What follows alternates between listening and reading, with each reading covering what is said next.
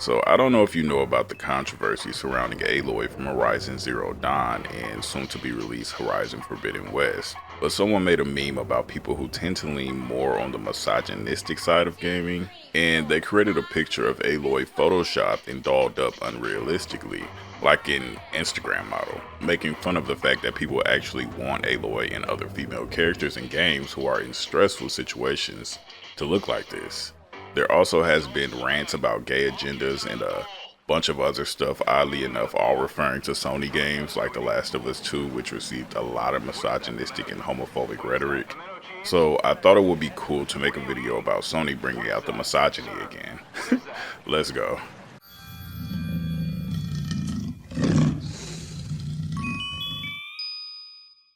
First, we'll start with a quick briefing about what misogyny means.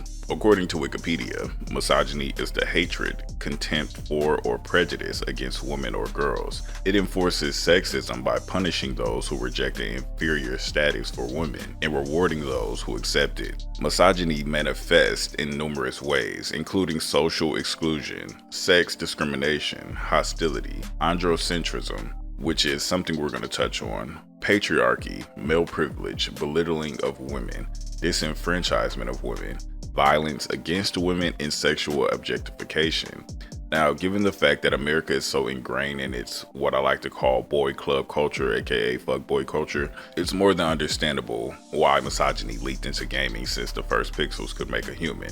Even some of our toughest heroines who didn't represent misogyny exactly, they just exuded a lot of confidence as a woman, walked a thin line of being objectified and disenfranchised. Lara Croft being the big example, which is one of the main reasons she changed so much. But that topic isn't as straightforward as some characters like Aloy and Abby. Both characters are female and both characters have completely adapted to their environment with extreme effectiveness. And yes, the cost of surviving in a post-apocalyptic setting is having to only focus on the things that matter. Now, this is what makes these characters so compelling and realistic. But to someone who has misogynistic views, these characters can lead to them mansplaining why they should be different or more attractive, quote unquote. And I use the word mansplaining because the opinion is only based off of the male gaze and the expectation that women should be physically pleasing or at least answering in some way to men. Now, before I get any backlash on my views, I'll give you my views on someone like Lara Croft being completely desexualized in this day and age. I absolutely hate what they've done with Lara, and not with their story as much as with her character. One of Lara Croft's original character traits is being a very attractive, confident woman, and I would rather have that Lara than the more toned down version, but only because that is the original version that I grew up with and know the best. Lara was made attractive for very elaborate reasons if you really actually do your research. They had to make her super curvy so she can be identified as a woman because, you know, the pixels are so blocky, you know, but they kind of spun off into her being sexualized. And they used that sexualization to keep the male gaze, even though they chose a female character not for that specific reason, if that makes sense. It was simply to be different and not make a copy-paste male character. But it's obvious that she wasn't made to be a quote-unquote super chick for the male audience. She really kicks ass, and specifically male ass, the most. She's never been the submissive type. I'll be honest and say there is some misogynistic tendencies in her display when it comes to objectification, but Lara's personality is so strong that she knows that she's attractive and she doesn't count on it to get by. She was so much more than her body and attributes. She was literally toting 2 pistols around and doing things that men wish they could do. She wasn't trying to get the approval of them, she often beat them at their own game. She is what we call a femme fatale, and she has no reason not to be attractive. You could say people feeling like she needed to tone down sexually is more placed in misogyny than the opposite, because it's telling us that women can't be attractive because they're only going to be looked at as objects, even though Lara herself had passed that threshold all the way back in the 90s, when she already had proven herself as a character and not some brown hair bombshell made for men only. That's the main reason why so many women look up to her as well. Now, when it comes to Aloy and Abby, and even Ellie, there is absolutely no need for them to be sexual. There's not even a sexy version of these characters to reference. All these characters could have been Instagrammy or just super pretty even in this apocalyptic world, but that is way more rare than what an average woman would look like in these types of apocalyptic situations. If you feel like these female characters need to be something for you to look at just to play the game, then you don't appreciate the game. You don't appreciate the character, you don't appreciate the concept of a game, you don't appreciate the concept of storytelling, you don't appreciate anything about this other than what you personally want. And the person who blew this up, ironically, is named Alpha Male on Twitter, and he lives up to this bro culture name by calling other males beta, and females themselves beta as well. His tweet did come down my feed before he even blew up, and ironically, again, like I said earlier, used the picture that was made to make fun of people like him as his argument for why Aloy should look better. And as you see the picture of Aloy looking quote unquote better, it's ridiculously unrealistic and uncharacteristically so out of place in her story and background that I legit get turned off looking at it. I would say I do enjoy Aloy's previous character model, but I would argue that feminization is not even a part of the argument. She doesn't look more feminine in her old character model than she does now. She just looks different. Her cheeks are a bit wider, and that's simply it. Don't get me wrong, there are plenty of very pretty and over-sexualized women in the gaming world, and when I say pretty, that's to whatever beauty standards you abide by. But the issue is not with women being super attractive, because these type of women do exist. The issue is when men control the character and only make them as something to look at. One of the most jarring games that we could note is probably DOA. That's a game that had a story that I actually cared about back in the day, in between DOA 5 and DOA 6. Everything in the story got watered down, but the DLC for sexy costumes got super intense. That is what it looks like when misogyny is actually ruling a game. The game loses all its shine and only focuses on schemy tactics, all using the male gaze for profit. But then we can turn to one of my favorite characters in gaming, Bayonetta, who is, one could argue, almost over-sexualized, but at the same time does not represent any form of misogyny.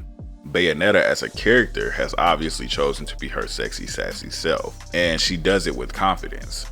She doesn't mind being ogled at, but she also doesn't mind whooping your ass if she so pleases. And she also doesn't mind being the dom. And she also doesn't mind speaking her mind. She is a hero that women can look up to without feeling like they need to worry about the male gaze. These sexy type of characters hold the same power in a non-realistic way as female characters like Abby and Aloy. It is about them commanding the room and getting what they want and not worrying about what a man might want. Abby literally gets buff as hell and doesn't even consider what a male might want in terms of sexual attraction. I don't know if you paid attention, but she was respected throughout her encampment. She got shit done. It wasn't about her finding a strip pole to entertain the man. We have to stop complaining about if females are not sexualized enough, especially when their setting or origin does not call for that. And we have to stop worrying about the man in games not being manly enough too. These types of behaviors and ideologies have turned the world upside down and made it a more difficult place to live in for non-logical reasons. And I was proud of my game community members who stood up for Aloy. There was man, women, and anything in between, and they all shut that bastard down. Women do not need to be sexual to be enjoyed as a main character, and women do not need to be desexualized to be realized as a normal character. These are all false narratives to please specific people. Women can just exist however they naturally are, and it should never have anything to do with whether a man approves or not. Now, I'm going to say one more thing and then I'm going to leave this topic alone. This is my theory on why misogyny exists and why it leaks into almost everything. Misogyny is based strictly on male insecurity. Women are like walking gods among us. They are literal cultivators of life. They are almost the rightful rulers of humanity if we're gonna get extreme. But the extreme disenfranchisement of who they are as individuals is strictly because men wanted to be better. So they tried everything they could to hurt and disenfranchise women just to have the power over them and feel elated that they've tamed something so powerful. Unchecked insecurities ruin this world time and time again.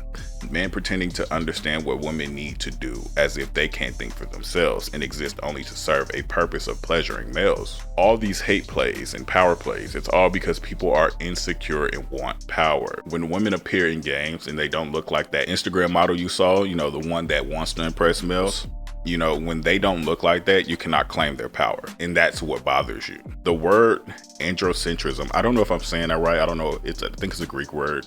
I think it's androcentrism. I don't know. But the word androcentrism represents the practice, conscious or otherwise, of placing a masculine point of view at the center of one's worldview, culture, and history, thereby culturally marginalizing femininity. This is the base of current misogyny in the world. It is the lack of empathy for another human to such an extreme degree that you completely dehumanize them and disenfranchise them when they don't please you specifically. To add on to that, you disenfranchise others who don't think like you. You speak over them, direct them, disrespect them, have expectations of them, and ultimately, if you have worldly views that are any similar to this as a male, if you are using your male privilege to boast misogynistic opinions, that is proof that you are a insecure, immature, lost, hurt, cancerous being walking on this planet, trying to gain control over something that has never and will never belong to you. Your power is invalid, but your lack of power is very valid. If you cannot accept someone for simply existing, then you yourself are unsure and clueless about your own existence. And deep down where you like to bury it all is where your insecurities lie and reflect your dumbass opinions. Now, I'm Koszmec, aka the Cosmic Anomaly. Thanks for listening. You've been great. And stay creative, just not in this way. Peace.